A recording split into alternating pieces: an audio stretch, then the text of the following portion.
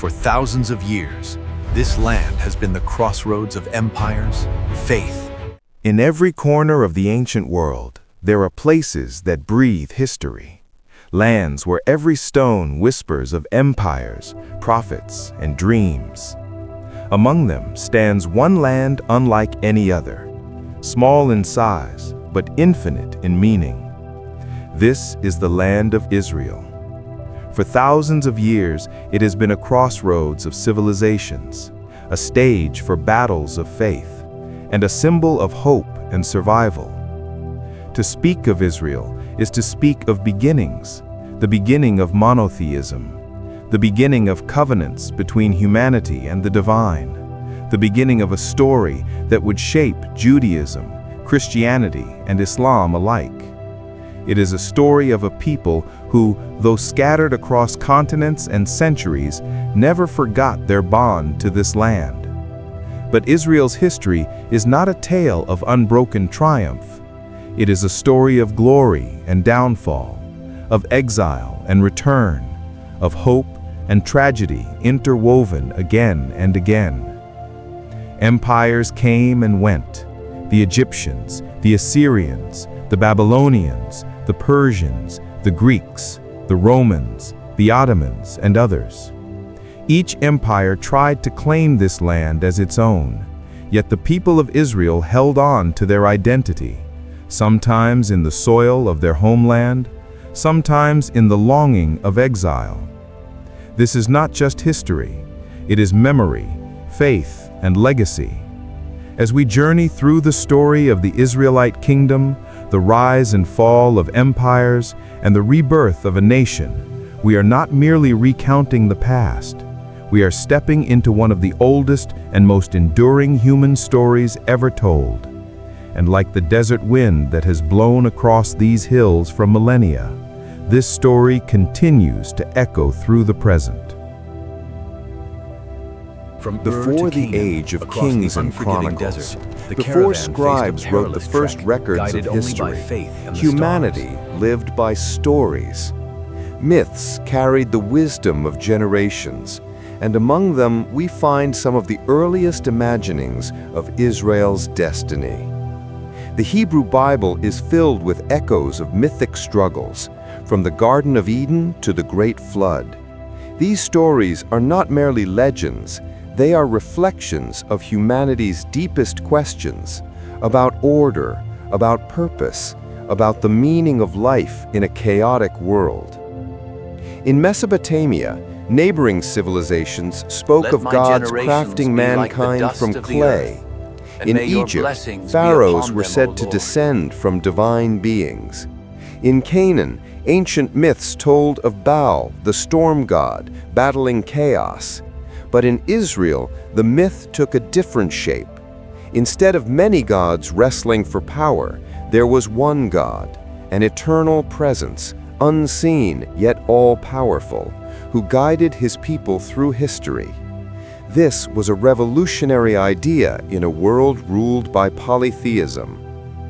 These early stories, Abraham leaving Ur to follow a divine call, Moses leading his people out of bondage, Joshua guiding tribes into the promised land, were more than history. They were a blueprint for identity. They told a scattered people who they were, where they came from, and why their struggles mattered. Unlike other nations that tied their power to monuments and kings, Israel tied its destiny to covenant and faith. From the beginning, Israel was unique.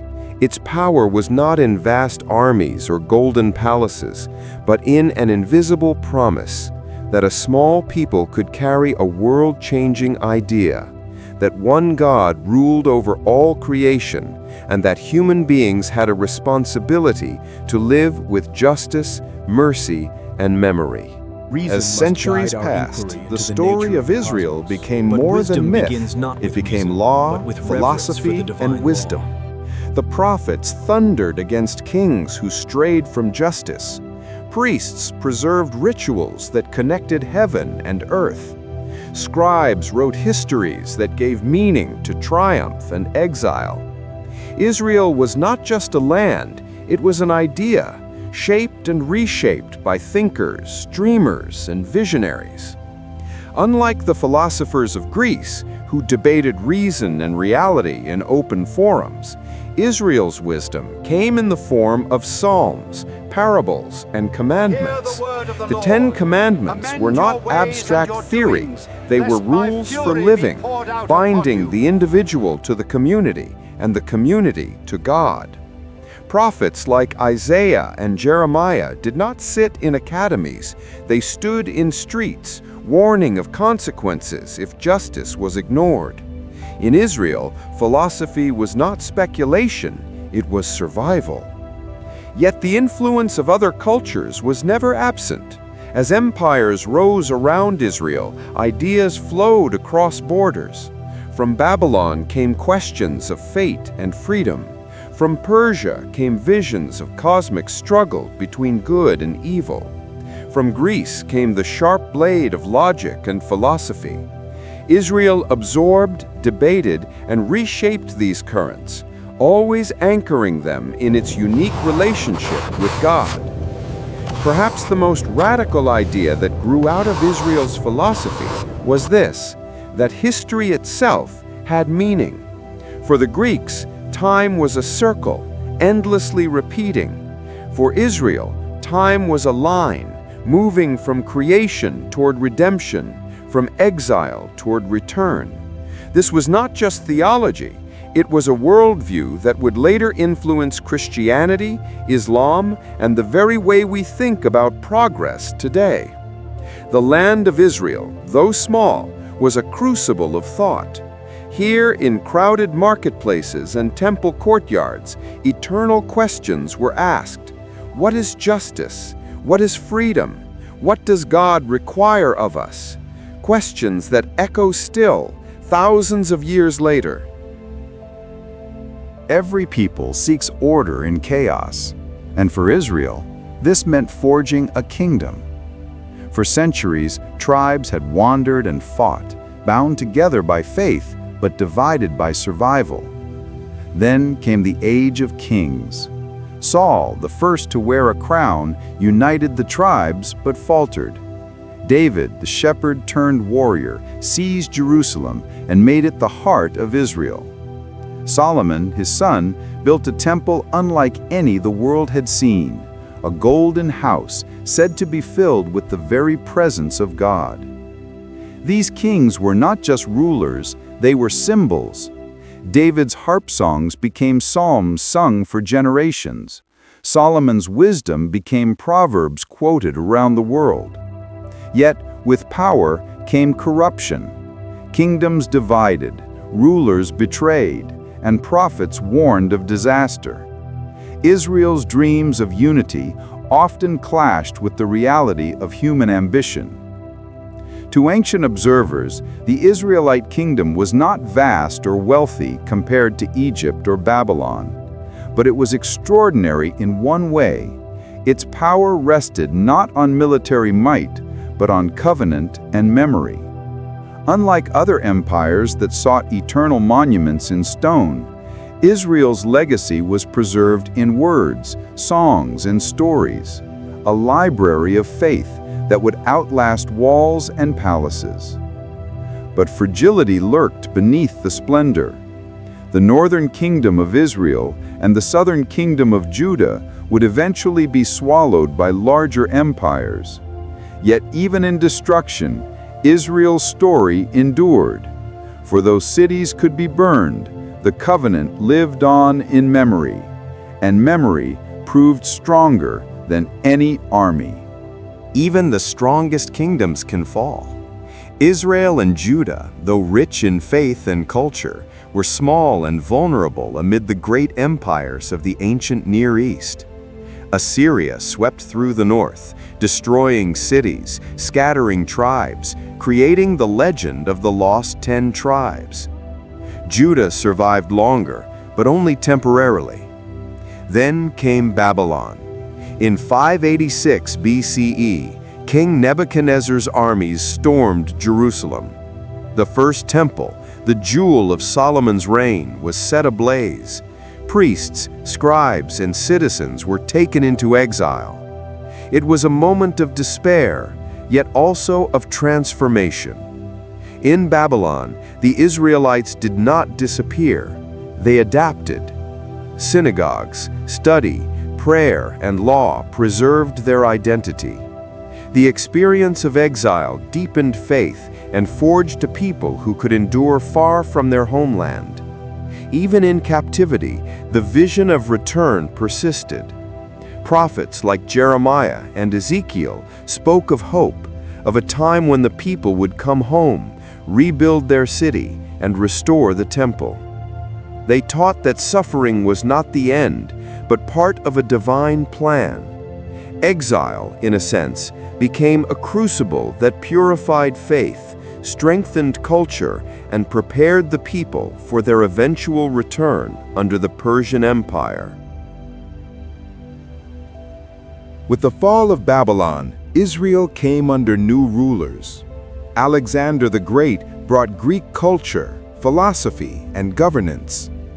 Hellenistic influences flowed into Judea, challenging tradition and sparking conflict. Some embraced new ideas, others resisted. The Maccabean revolt in the 2nd century BCE became legendary. When Antiochus IV desecrated the temple and banned Jewish practices, a small band of warriors rose. Against overwhelming odds, the Maccabees reclaimed Jerusalem, rededicated the temple, and restored religious freedom.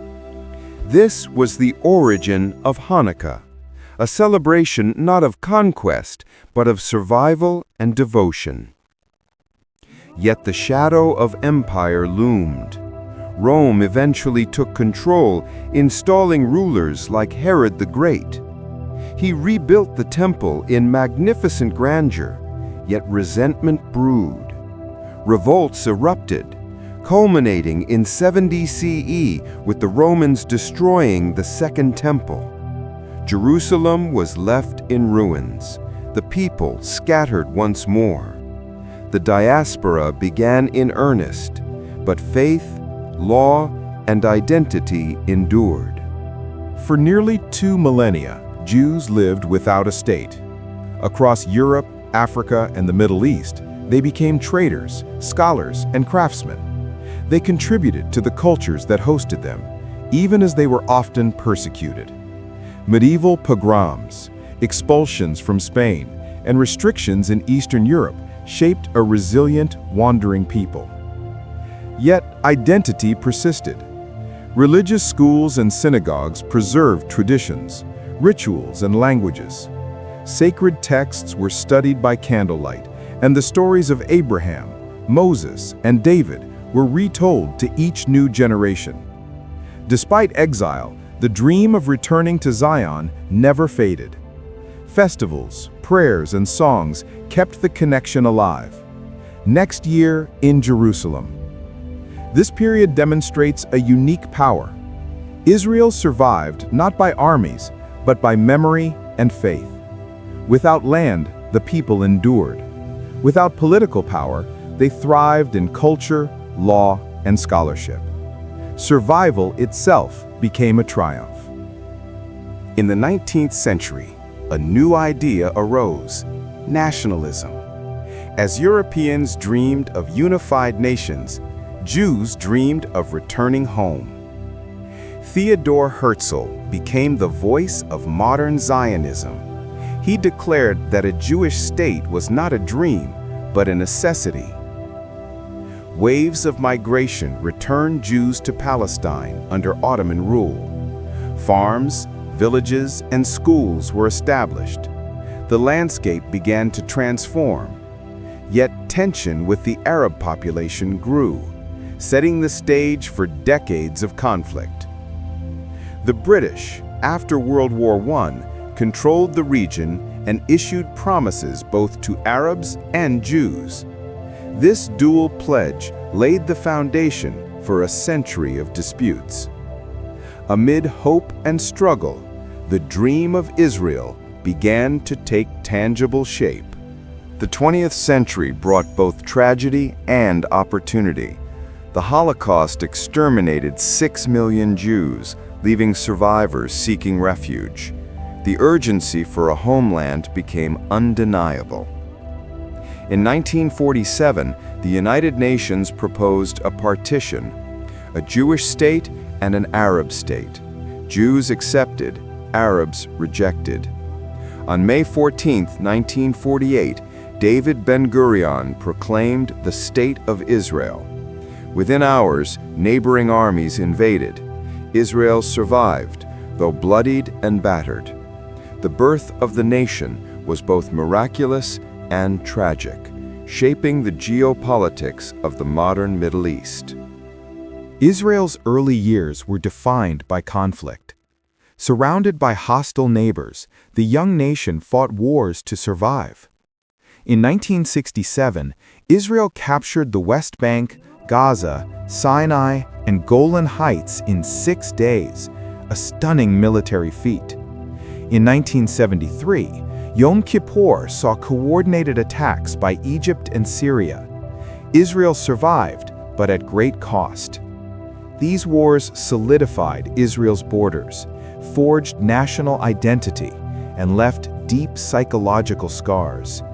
Every soldier, family, and community felt the weight of survival. Diplomacy offered hope. Egypt and Israel signed peace in 1979. Later, the Oslo Accords promised reconciliation with Palestinians. Yet, peace was fragile. Intifadas, assassinations, and political tension constantly threatened stability. Israel learned that survival required both military strength and careful negotiation. Today, Israel is paradoxical, a global leader in technology, medicine, and innovation, yet surrounded by conflict. The Iron Dome intercepts rockets, while startups shape the world economy. Israel's challenge is not merely survival, but identity, balancing democracy, security, and its historical mission. Modern Israel is the product of millennia, faith, exile, struggle, and return converging in one small but resilient nation. The history of Israel is epic, tragic, and inspiring. From Abraham to Ben-Gurion, from exile to return, it is a story of faith, resilience, and identity. Empires rise and fall, borders shift, but the people endure. This is not the story of conquest alone, but of culture, memory, and vision. Israel endures in stone, in scripture, and in the hearts of millions worldwide. And though the future is uncertain, the past reminds us survival is possible, hope is enduring, and history is alive.